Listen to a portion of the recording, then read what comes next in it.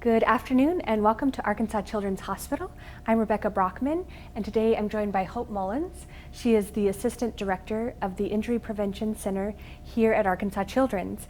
And if you've seen any of our Facebook Lives this summer, you know we are talking about safety and ways to keep you and your family safe on the road, in the water, helmet safety, all types of safety tips.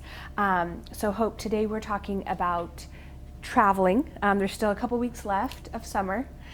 So you might be trying to squeeze in that last minute vacation with your family, but there's things to think about before you get on the plane or in the car, and then when you get to your destination. Mm-hmm. So first we're going to just talk about getting on the airplane, and I've traveled with an infant before. You can be tempted sometimes to give them Benadryl or some sort of something to calm them down. No. Is that ever okay? We say it's never okay to give your child medication that they haven't been prescribed, that you haven't used before, especially if all you want to do is try to make them sleep on the plane. So I would say no. Let's not give our child medication that they don't need. Okay. Let's save it for when we need it. Okay, that's fair. I know it's tempting, but your child's safety is number one. So if you, since that's not advised, what are some alternatives to make sure that your children, especially your little one, is comfortable? Yeah. So if you're traveling with your baby, there's a couple things you could do. You could try to schedule your flight where it coincides with nap or sleep time so that they're already going to be tired and want to sleep on the flight. Some other things you can do is you can feed your baby or provide a pacifier during takeoff and landing. That helps with that ear pressure. That sucking kind of helps relieve that. We also talk about maybe trying to get a seat that is over the wing of the plane where the engines are, because that vibration and that sound can be lulling. And then if your baby is just fussy and you need to get up and walk the aisles, you know, bring one of those little baby swings and walk the aisles. We also recommend not checking your stroller with your baggage, taking your stroller all the way to the gate with you. That way your baby can be comfortable until it's time to get on the plane, so they're not struggling with being held and confined for however long you're at the gate. And you know, that diapers, definitely check the diapers, because you know, being uncomfortable can make them fussier, so do frequent diaper checks to make sure that they're always dry and comfortable. And then with a little bit older kids, we say have something to keep them entertained. You know, they're in a confined space, so bring some toys along, some games, some activities that they can do to help keep them entertained while you're in the air. That is excellent advice for flying.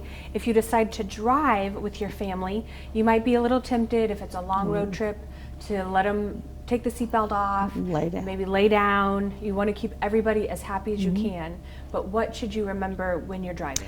Seatbelts and car seats are designed to save lives, but they only work if you're using them. So we never say relax the rules on seatbelts or car seats when you're on a long road trip. But what you can do to help ease some of the discomfort of being in the car for 8, 10, 12, however long, is just take frequent breaks. Let everybody get out, stretch your legs. When I've done long car trips, I've tried to stop at somewhere interesting, so we've got something to do for 10 or 15 minutes or half an hour or whatever. Also, similar to flying on long car trips, is that I keep a little bag of activities for the kids that I kind of dole out. Instead of just giving them a bag of stuff, I dole that out every couple of hours. Okay, here's a new activity, and it's stuff that we don't have normally at home, so it's something new to engage them with. All those car games are great, you know, the alphabet game for older kids. And then it might be a time to let them play some video games or watch a video while you're on the road to help keep them entertained. Another good thing, much like flying, is to also travel when it's nap time or nighttime, so that they're kind of sleeping during that time that you would normally be driving. Excellent. And then when you get to your destination, you're usually maybe staying in a hotel, motel, Airbnb. What should you look for once you get to where you're staying? So kind of the same things you look for at home. You want to make sure that you're keeping doors locked so that little ones can't get out. If you have a sliding door on a balcony or a sliding door to the exterior, you want to make sure that's locked. Supervision is really the key when you're traveling, is looking at what's going on. Are there sharp edges that you don't have at home for the young ones? Are there easy places of access? But really supervising. When we talk about the pools and being outside on the beach, we want supervision by what we call a water watcher. So it's somebody whose job is to watch what's going on in the water. They're not drinking, socializing, reading on their phone. Their job is to watch what's going on in the water, whether it's the pool or the beach. For younger kids, you want to be able to touch them, and for the little bit older kids, you want to make sure that they have life jackets on. And especially at the beach, you want to make sure you're paying attention to those warning flags that a lot of beaches have out. Hey, it's riptide, it's really windy. You know, they actually have those warning flags for a reason, to make sure that we can be safe when we're in the water. Where you might be tempted if you're on vacation to just kind of let the rules kind of relax a little bit, but you still need to pay attention. You actually probably need to be a little bit more vigilant, because when you're at home, you know that you've kind of child and safety proofed your home, but when you're on vacation, you may not be aware of some of the hazards, so you almost might be relaxing for your kids, but sometimes it's not relaxing.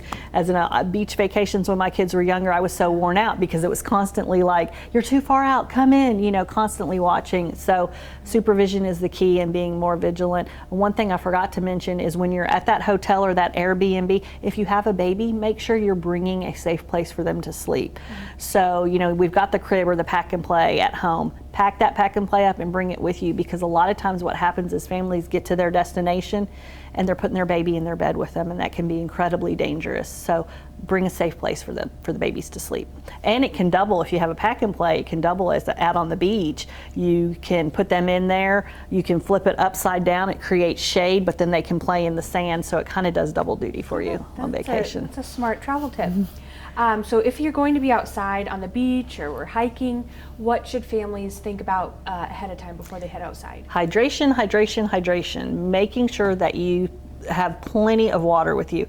If you, like places like the Grand Canyon, actually recommend bring a gallon of water with you. So make sure that you actually are bringing more water than you think you need, and that you have enough for every person in the family. Some other things: sunscreen, shade, you know, hats, having an umbrella on the beach, somewhere that you can get out of the direct sun for a little while to cool down and protect yourself.